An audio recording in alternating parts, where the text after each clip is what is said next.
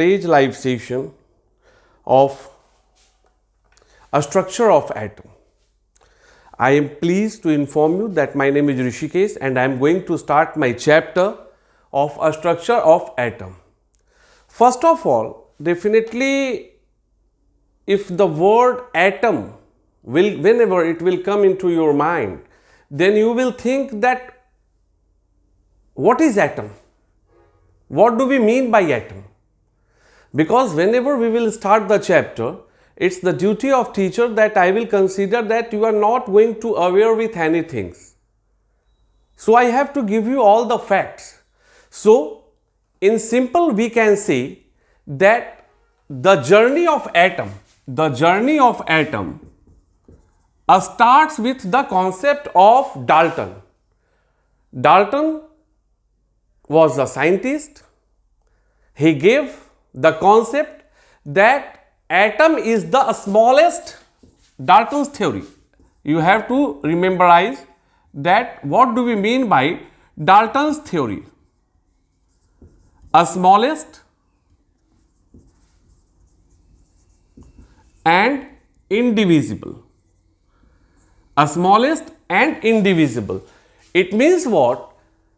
Sir John Dalton gave a concept that all the particles whatever is present on the surface of the earth or in the universe are made up with atoms. It means they are made up with the help of a small, teeny and indivisible particle, and that one will be going to be considered as the smallest particle, and that will be known as atom. So first concept of atom was given. Actually, I am not taking the concept of Kanad Rishi and all. According to our book, we have to consider that the Dalton was the first person who gave the concept of the atom. Okay. What Dalton gave? Indivisible. Indivisible means we can't break them.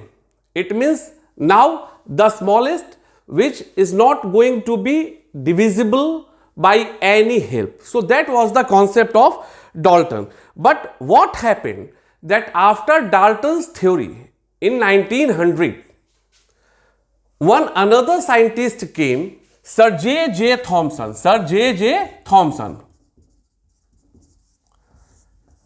He told that this one is the fact, okay, that whatever the atom is the smallest particle. But what he told that no, this is not the indivisible, it is divisible. We can break them. We can break them. And to prove them, he gave a concept of watermelon theory. Watermelon theory. Watermelon theory, it means what?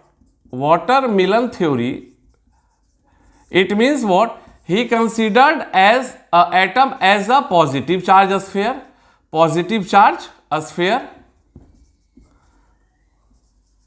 and he told that negative charge particles are present inside the atom.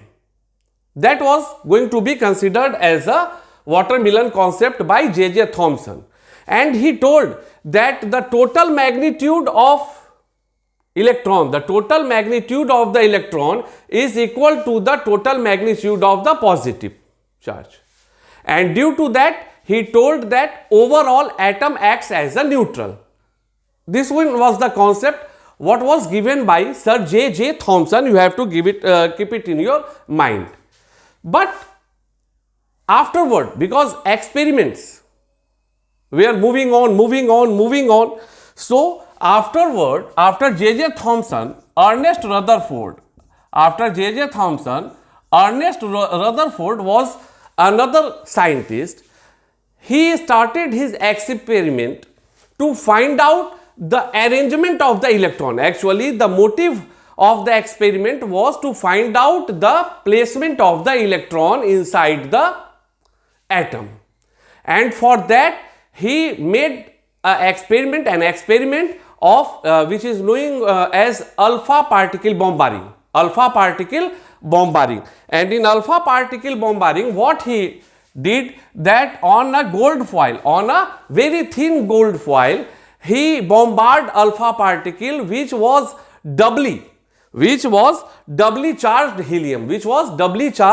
helium, and he did that, and afterward what he found, that like all the particles are made up of atom, and he found that all the major, that one will be going to be considered as a nucleus, and he found that all the particles move from one side to another side, very less particle deviated little bit, and rarest particle bounce back after striking with the nucleus. So according to the Rutherford concept, what conclusion he made up, that first thing, that nucleus, that positive charge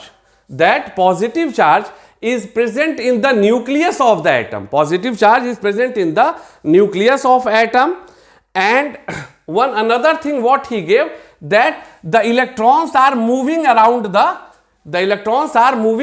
the circular path of the nucleus.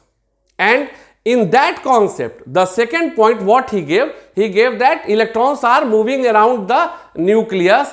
He didn't mention that the electrons are moving around the nucleus on its fixed path, and that one is going to be considered as the drawback of that concept by Rutherford. Why? Because we know that radiation of energy, like if anything is moving in a circular path, what will happen? It will come and drop into the center. It means according to Rutherford, the electron which is moving around the nucleus in a circular path, after losing energy, it will drop into the nucleus, and that was the drawback of the Rutherford. And afterward